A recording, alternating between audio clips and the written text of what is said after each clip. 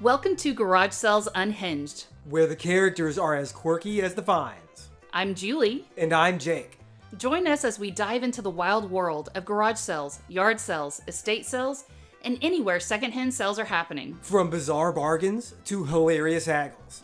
You won't believe the stories we've got lined up. Let's get unhinged. Hello and welcome to Garage Sales Unhinged, the only podcast you found out about via the medium of neon poster board signs you pass on the street.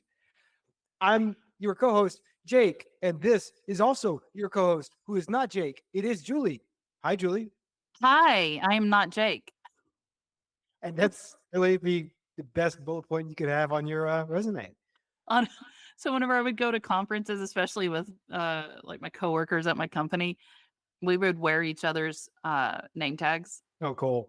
Yeah, and then be like, "Can you believe what Julie did?" It's like, when did Julie grow a mustache? Like it was so much fun. And then like trying to see like, oh yeah, you should go talk to Roger about that. Like, well, who's Roger? And it's just your Right. point of view. Just like change name tags as the day goes on. Yeah, it's fun. I remember I went to a work conference type of thing years ago. It was local, but not so local that I, was right next to it. So I had to like drive to it, and I got there super early. There was a breakfast being served, and I was all about it because again, it was early. And the breakfast was what was going to make the conference pay off, not the content. I was there for the breakfast. And so I was very excited about it. I go in and it was fantastic. They had a whole buffet thing set up, like 4 kinds of egg preparations, a giant, I still think about it, a big pile of Clearly. piles of bacon. And I was really impressed. I was like, okay, my day's off to a fantastic start. I'm honestly the only team member here right now, which is fine. No one gets to see the fool I'm going to make of myself with this bacon. And I really enjoyed myself. I loaded up, ate and ate and ate. I didn't recognize anybody there. It was fantastic. And then I left, and on my way to where the actual conference was happening, I passed by the area where our actual breakfast was being served. I think I went Breakfast to did you eat? I went to some other function's breakfast buffet. You went to the Goldilocks breakfast buffet. I did. Just right. I ate the wrong breakfast. That's going to be my memoir title, The Wrong Breakfast. No one said anything. No one stopped me. No one asked for my credentials. I just walked in, and I guess I acted like I was supposed to be there because I was convinced I was supposed to be there, and it was all the bacon in the world. So I don't know what industry or business that was, but I really should have taken that as a sign to make a switch. So Because the other one just had like pastries and tepid coffee. Hey, can I just say too, like, I've always felt like calling it a continental breakfast was such a misnomer. It's so misleading. I always like, because it gives it that sort of, this flair. It's like, it's the traveler, thing. You get to experience the flavors of the continent. Where did they come up with that? well, part of me now is like, oh no, you got the breakfast that's made in America. There's no eggs. Right? Not good quality. Yeah. There's not a lot of it. Yeah. The fruit is not ripe, but they cut it up and they're going to serve it to you. I've been to some hotels overseas where they offer the intercontinental breakfast. Ooh, okay, that I'm right back in. I was jaded by my experience with the continental breakfast, and now I'm right back in. What's intercontinental? They have, so it's a breakfast buffet, but they have an assortment. It is a beautiful wet dream of charcuterie board. Jacob looks like he smelled wet something. dream in there, but So they always have like different meats, different cheeses, different breads. They have multiple toasters. They have a variety of jams. They always have some egg option. They have 3 or 4 different like cooked meat options. Like it is truly intercontinental. I guess that's more what I was hoping for from the continental. No, continental is made in America. Well, so like in the vein of like things that you thought were good ideas, but maybe weren't. Uh, Here's a question for you, Julie. Okay. So you've bought books in your lifetime. A ginormous amount of books, yes. Do you always like get right to reading them? Oh God, no. Like sometimes they sit around for a little bit. Or forever. I So, was oh, hold on. I should probably clarify that. I'm given a lot of business books. Mhm. I don't like if I didn't buy the business book, why would I read that business book that was given to me? Like it's kind of like someone giving you a self-help book and I'm like, I didn't ask for this. like, yeah, like, that does kind of feel like if somebody gave you one of those books, you're like, do you do we need to talk? Like, is there something you notice about me? Like, How like I would love a business book. Maybe I'm just gonna start writing stupid business books. Um, like the business book for how to make sure that you don't have any green stuff in your teeth at the next board meeting. Like mhm, just if someone were to give me that book, I'm like, why didn't you just tell me I had something green in my teeth? that's right. But for like my fun books, they don't sit around for very long until I start diving into them. What's the longest that you have kept a book without reading it? Like a fun book, Define fun book. I'm concerned about your terminology here. uh, a book that I read that is not for business. Okay, something other than, 10 highly effective management techniques, something like that. Yeah. Yeah. Yeah, one of those. Um, One of your fun books. okay, so Jake, you asked me a simple question and I can't answer it because are you talking about a digital book or an actual book that I hold in my hand? Digital no, an actual book, please, for the Okay. purposes of our conversation today. I've probably held on to one and not started reading it for probably 2 to 3 weeks because I took it on a trip with me and my plan was to read it on the trip. So it was like Okay. my gift to myself for going on a trip. It's a book you bought for a specific moment in time, and Yes. you had the, restraint to reserve it for that purpose. Correct. Wow. Kudos to you. I know. I'm great. I think I think I still have a copy of, Mark Danielewski's House of Leaves that I've had for years, and I enjoyed reading it, but it's, like, so much work to read that I've never gotten around to finishing it.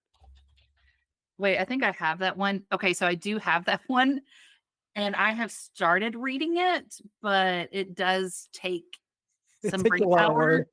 Yeah. And so I have a couple books that I've started reading and one of them sitting on my desk right now and I just did not enjoy it. So it did not finish book, DNF book. House of Leaves is not a DNF. It's just I feel like I need to be in the hospital for like an extended period of time to actually like get into it. Yeah, you need, like, not a lot else to do because you gotta, like, keep turning to different sections of the book. You gotta Yes. rotate the book. You have to, yeah, all that Yeah. stuff. I remember, years ago, I think you were in high school and you were assigned to read Michael Crichton's Timeline, his novel Timeline. Yeah, it's about a group of 20 somethings, I guess, college kids or something that are on some excavation trip and they get sucked through a portal in time to medieval times and it's a big adventure, something like that. I think I read that one. Well, no, because I took it from you and voraciously read it. I don't think you were ever able to get around to your assignment because I was going, no, no, my book. I mean, I know that there's a lot of books that I read in high school that you and mom both read because I was like, "Oh, it's really good." Like the book Sphere. Oh yeah, totally. Yeah. Yeah, and then like I think the movie came out and we went to go watch the movie and the movie sucked. Like the book was so much better. I was so excited about the movie because I enjoyed the hell out of the book and Andre Braugher was in the movie Yeah. and he had a relatively small part and I was really disappointed by that. Yeah, it was just like a double whammy for me. But also kudos to my English teacher, Miss Gillum, because she would assign us books like that also had a movie coming out around the same time. And then whenever she would do our reading tests and quizzes, she would ask questions that were not in the movie, Yeah. only in the book, or vice versa. Yeah. And she could tell who had only watched the movie and didn't read the book. And I was like, and of course I watched both, and I watched and Yeah. read the book. And so like we'd go to class and I'm like, oh yeah, that quiz was easy. And my friends were like, it was so, I don't remember any of that stuff. I'm like, you didn't read the book. And they're like, no. Really like the most glaring differences between the book and the movie. Like if you're assigned to read Romeo and Juliet and you only watch Baz Luhrmann's adaptation, you're like, can't believe I got the question about the handguns wrong. Well, I loved the book The Martian. I'm trying to find, it's by Tim Weir, right? And sorry, Andy Weir. Andy Weir wrote The Martian, and I loved that book. And then I watched the movie with Matt Damon in it. The movie is okay, nowhere near as great as the book. Andy Weir also wrote another book called Artemis. Artemis was another like, just I remember like because there's so much math and engineering, but then he also writes suspense into it and friendships where friendships should not live in deep outer space, and like they're doing things for the greater good, and it's just, it was a beautiful story. I loved Artemis. So if you read The Martian, you love The Martian, read Artemis. It's just I loved it. And I want Andy to write more books like that, but can't rush greatness. But Andy, write more books like that. Are you planning a garage sale, yard sale, or estate sale and need some help? Look no further than Garage Sale Supply. They provide top-notch resources and expert advice to help you host the perfect sale. From pricing tips to promotional strategies, they've got you covered. Visit garagesalesupply.com and make your next sale a success. What was the last time you were in a Hastings or a Borders or a Barnes and Noble or Walden Books? Okay. I was like, I don't think Hastings is around anymore. Barnes Yeah. and Noble, I was there over Christmas because I was trying to find a book for our mom that I thought she would like. Now, Barnes and Noble is still around, so let me remove that from the list. The others aren't. Yeah, no. So the bookstores that I go to are Barnes and Noble, and Half Price Books. So the others, yeah, they no longer, they have gone the way of Blockbuster. They have, yeah. Very, very, very true. All of this is to say the headline here, paper.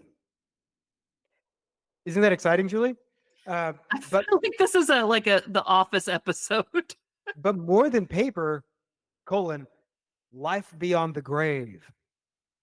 And in a very similar way, secondhand books. This is a very long episode title. So the question came up to me a while ago about like what happens to the many, many, many books that ultimately don't get sold or don't even get resold. You see things for sale initially at Barnes and Noble, these days, or at a Target or a Walgreens, anywhere you might find books, and you can find them at secondhand places too. Your half price books, Books A Million, thrift books, things like that. I think Goodwill even has book sections if you go to the right ones. Yes, they do. A lot of those don't get sold. So I wanted to figure out, well, what happens to those things? Okay. So you brought up something good. So I have gone to Goodwill to purchase books that I take to the beach, because if I'm going to take a book near water, near sand, if I drop it or whatever, I'm like, I don't want to be upset that I just ruined this brand new book that I bought. So I will go to Goodwill and I buy my beach books there. Now, after I buy them and I read them on my vacation, I leave them in the location I went to. So a lot of hotels and a lot of Airbnbs, VRBOs, they have little sections of libraries and their abodes. Okay. Um, and so, especially international traveling, every hotel that I've been to has a little library. I And think you mean I intercontinental traveling, the yeah, most delicious way to travel. you can read an American book with your wet dream of a charcuterie board at breakfast. Stop, please stop throwing wet dream in there. That's just, especially when it comes to processed meat. um, but yeah, so I have bought Goodwill books before, and then just left them at the location that I went to. I hope you like leave them in really either very conspicuous or very, very inconspicuous places. Like I hope you like leave them in inconvenient places or hide them where they should not be. That'd be great. No, I usually leave them out like where either the house cleaning staff will see it, or I put it in the library, and like no staff is going like, "Oh, are we putting the books back in place?" They don't Right. do that. So, Yeah. I usually just put it back there. So if you think about the problem of unsold books, Yes. um, it's a serious logistical problem. So where do they go? Um, it's like the literal tonnage of books that you would need to transport from one place to another. Uh, Even to get to a secondhand store, it takes a lot of investment to be able to move those things and set them up and store them because books are heavy. And so the question comes up for a lot of businesses is whether it's worth it to do that with books. I got a lot of the info I'll share, that answers these questions from an article by Claire Lawton of the Phoenix New Times. She wrote a piece like in around 2013 on the topic. According to Lawton, uh, bookstores return about 30 to 40% of unsold books to publishers every year. They just Mhm. sit on the shelves. They couldn't sell them. And like nearly half of the inventory gets sent back. And about 70 to 90% of those books wind up converted into paper pulp. They get recycled. So many of the books that don't sell or don't make their way to follow-up destinations like a nursing home or a prison library or something like that, they get bought up by something called a disposal buyer. Okay. These are companies that will buy, in this case, paper products in bulk. They love paper in like the worst way, like in a really bad way. Uh, I'm not too sure how to take that. Like, is this turned into a creepy episode now? Like, the paper feels good on my skin. hey man, you're the one that keeps bringing up wet dream salami. I never said salami. I said charcuterie board. So disposal buyers turn books and other paper goods into pulp. I had to figure out what pulp was. What's pulp, Julie? I'm glad you asked. Um, Pulp is the most fibrous natural, well, it's the second most natural state of paper. The first most is still a tree. I feel like you were just reading the Dr. Seuss book of the Lorax. I turned into Mitch Hedberg for a moment. Sorry. Paper pulp looks like piles of ricotta cheese. I saw pictures of it and I got kind of hungry. I was like, oh, that looks really good in the lasagna. Mamma mia. But you never know it was like just a bunch of egg cartons that have been processed into a more natural state. But they take that stuff and they use it to create more egg cartons and tissues and books and coffee filters, stuff like that. Okay. So you see books at secondhand stores for sure. You said you got some there, and I think it's a kind of a good tip to give to if you're going to take a perishable item like a book to a perilous place like a beach, let it be one that you haven't spent 25 or so dollars on. Well, and it's also one of those things is I want to take paperback, and taking a hardcover book weighs down my luggage and takes up more space.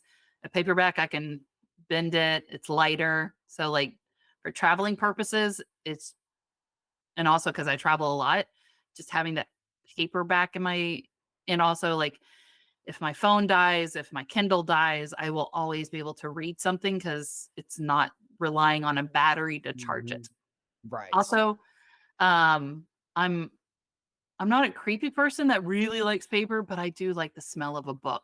And my Kindle smells like battery, smells like plastic. So um I love going to my library. I love holding the book How would you describe the smell of a book?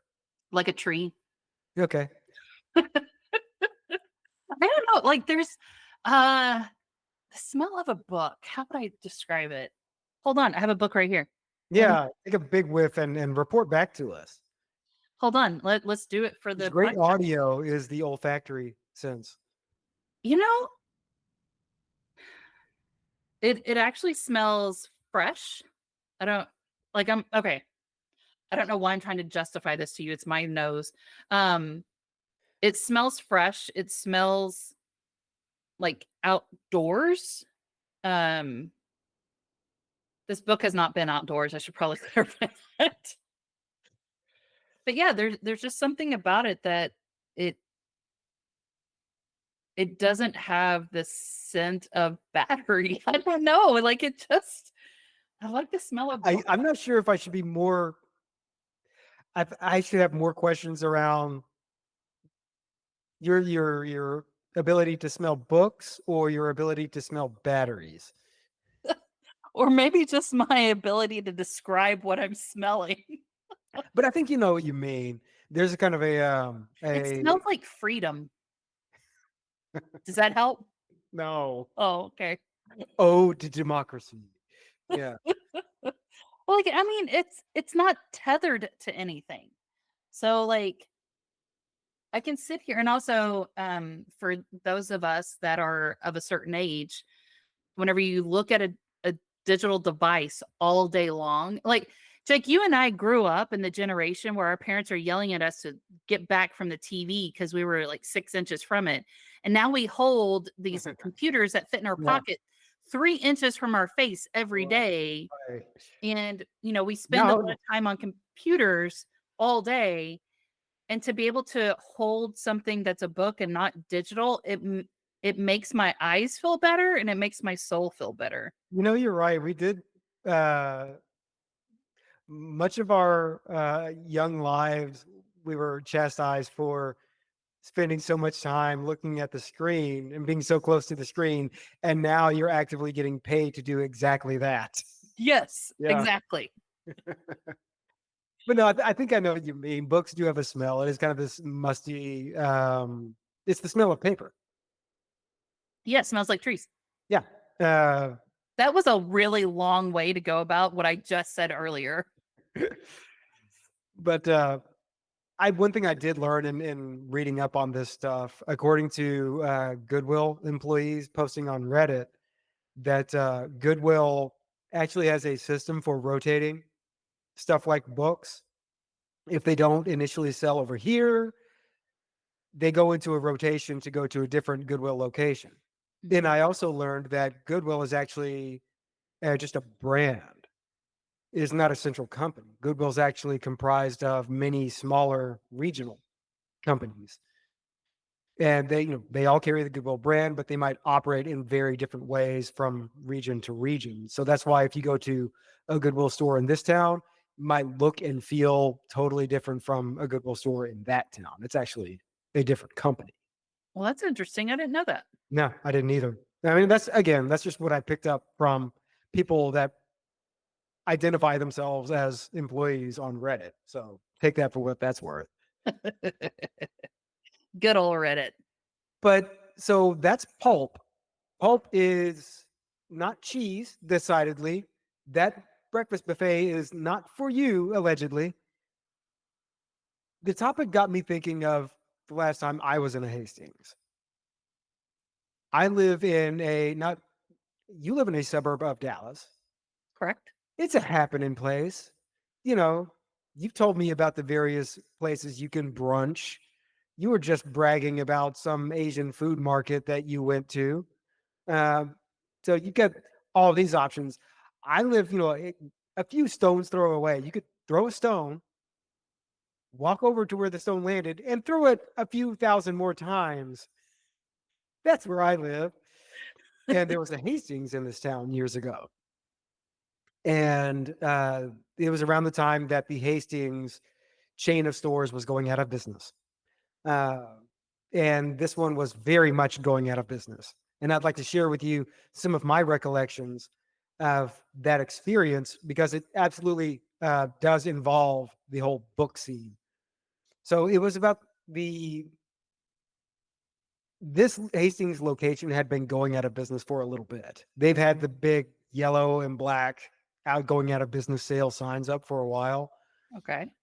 And passed by it because you see that all the time. And then eventually, what the heck? Let's take a look inside and see what's going on. So at this point in its journey, it was like the second or third metastatic, stage of going out of business for this place. It was kind of the period between the fixtures themselves going on sale and the time where other defunct businesses are shoehorning their inventory onto the shelves in the hopes that people would, buy it up. Hmm. And it was kind of an interesting thing. I'm sure like other people have had that experience too, where you go into a place where you expect to see this set of products. This is what I expect to find at a Hastings. And you find some of that plus all sorts of other weird stuff that doesn't belong there. It's like this casserole of capitalism that people just keep mashing things into this space in the hopes that people will free up space in the fridge. That did you just describe America? Yeah. Capitalism? Yeah. Yeah. Um, so you can find stuff like, some typical Hastings fare, books, music, primarily CDs, Yep. um, but also things that have no business being in a Hastings. Snacks, holiday themed socks, pet gear, just stuff that wasn't selling in other places that have gone out of business. And I'm sure you had some third party that just stores everybody's inventory until like a place like Hastings, part of what they were selling was shelf space to some other company to come and dump their stuff.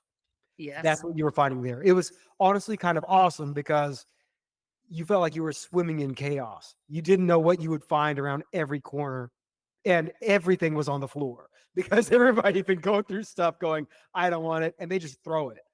They were like overhanded, through the air, and it would land somewhere. So who knows what you would find or where you would find it. But there was a ton of books and picked up like an IKEA bag, one of those gigantic blue IKEA bags that you can hide a body in, full of books. And Fantastic. it might have run like $35. Um, but there were still so many left, and it was like the last day of this thing. And you had this there was all this sense of excitement that, oh, hey, cool. I'm getting all this stuff on the ridiculously cheap, but also like this sense of sadness that, okay, I'll never be able to walk in this space again, Yeah. which I didn't really have a relationship with the store, obviously. Don't really care about Hastings as a brand, apart from like recognizing it growing up. But there was also this kind of weird feeling of seeing all these books on shelves. And well, they're not being sold because they're about to lock up the doors here. So what's next for these things? Ask the employee that. And they said, well, we have to tear the covers off of them and then we'll throw them away. And I had to have a conversation with them about it. I was like, explain that. What are you talking about? Like, you have to tear the covers off and then throw them away? I mean, it seems like an insult added to injury. Yeah. It's like a bizarre extra step. You're not going to sell them. You intend to get rid of them. Why are you tearing the covers off? That's like telling your sandwich that it's dumb before you eat it. one thing I learned from Lawton's article is that booksellers have to tear off the covers because they have to send those covers of unsold books back to the publisher in order to claim losses on unsold books come tax time. That seems like such an unnecessary step. So, like, what those covers are physical receipts of unsold inventory. It's cheaper to ship just the weight of those covers than the entire book. Interesting. And sometimes those books do just get thrown away, and things that get thrown away go on their own adventure. Sometimes they do get sold to those disposal buyers that I mentioned earlier. Right. So yeah, they were just going and ripping off the covers and tossing the contents of the book over here and the covers over there. Those covers were going to be sent back and claimed as losses. I just thought it was an interesting thing. You see all these books and wonder what the life cycle for these things are. That's part of it. Yeah. And in a way, kind of symbolically, but also kind of directly, I feel like books represent some important things. Like, what do they represent, Jake? Well, there's some intrinsic value to them, right? Like, they're the result of like a human endeavor on the part of the author and an editor and an illustrator and the publisher and all those folks. And so, truth is though, there's some trash on the shelves. Oh, there's a lot of trash on this show. Oh my gosh. Sorry, there has been some books that I read and there's tons of errors in it, grammatical, spelling, and all this stuff. And I have wanted to take a red pen and mark it up and send it back to the publisher Wow. and be like, fix it. Yeah. But I guess the good news that like if all that's kind of sounds like a bummer, the good news is that hey, as we get more AI slop, you don't have to feel so weird about it. But that's of like, so I read a lot of books. I do. I listen to books, I read books, all that stuff. I just finished a series that was 9 books long.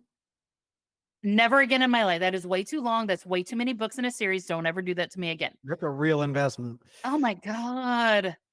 What was it? I'm curious. What was it? I don't want to talk about it. Okay, that's I don't want to recommend it. And anyway, just know that it sucked weeks of my life from me. At the beginning, I loved it. Towards the end, it felt like a chore and I just needed to have it done. Yeah. I just need closure. I just need to know how this finishes. Does he like reconnect with his one-eyed twin? Well, Whatever. like some of the main characters started dying and I was like, okay, well, I don't care anymore. Bye. Yeah. Bye, George. Hope you had a good life. Yeah, not like I have got a full understanding, but I've got a better understanding of what happens to the paper product of the book and how it gets kind of mulched up with the intent for reuse. And that got me thinking too, is like how cool it would be to sell something like a coffee filter that was strictly made from recycled Moby Dick or something like that. And you could totally sell that to a niche market. That wouldn't be bad. But also, I think once you put ink on something, you can't use it in products that have human consumption. Well, I don't know. I mean, a lot of these books, I think part of the pulping process is these things get boiled all to hell. And a lot of the stuff that's connected to the paper gets separated. I mean, it's not just boiling. They boil and mash and poke and strip, and there's all sorts of fun things. It looks like it goes through an I'm sorry. Did this podcast just get sexy? Yes, it did. But it goes through all these things. It like goes into like the Dr. Seuss factory and gets all sorts of fun shapes and liquefied and turns into a mist and then back into a solid. And then ricotta cheese. If someone listens to the podcast and you work at a paper factory, please call us. We need to go through a tour. That's right. tell us all about it. Yeah. But no, I just thought it was an interesting thing. It took me back to that moment in Hastings where it felt like you were seeing something wrong happen Mhm. in these books. But now I understand kind of the reasoning behind it because man, shipping a whole book is way heavier than shipping just the covers. I And all know. it is the covers. Yeah. But that's making me more mindful about the books I hold on to and why I hold on to them, and just kind of about about paper in general. I had a really sexy weekend, so yeah, Oh my God. Well, yeah. kudos to you, Jake, and your paper weekend. Paper, everybody. But yeah. No, yeah. So the next time you don't buy a book, that's what's next. But odds are you'll run into that book again in one form or another. I also feel like this whole episode is just a testament of Jacob's not diagnosed, but we're pretty sure. Yeah. No, it's interesting subject you brought up. Also, big shout out to Hastings in our childhood of going there to look for things. I used to go there and look for movie posters. Oh, that's right. They had like posters too. Yeah. I remember finding a single of a band I really liked, like an EP of theirs that is incredibly rare. I know I still got it somewhere. And I remember years after that getting the front man for the band to sign it, and he was shocked that I had it. I think he reacted like, I didn't know we did this. What is this? I remember making that song, but I don't remember this. Where'd you get this? And in my kind of starstruck moment, I just go, Hastings. Like he wanted to figure that out so he could call the store and tell them, don't sell this anymore. He's calling his lawyer and be like, dude, I was sleeping during that recording. Right, How dare right, you? right. That's awesome. Well, cool. Good Cool. episode. Yep. Well, thanks for hearing me out. And I promise not to do this again. And I don't promise that I won't say wet dream charcuterie board again. So there you go. Bacon time. Hey, big tip for everybody. If you just come across a breakfast buffet, it's okay to just go inside. You can have it. It's fine. Bye, Jake. Bye.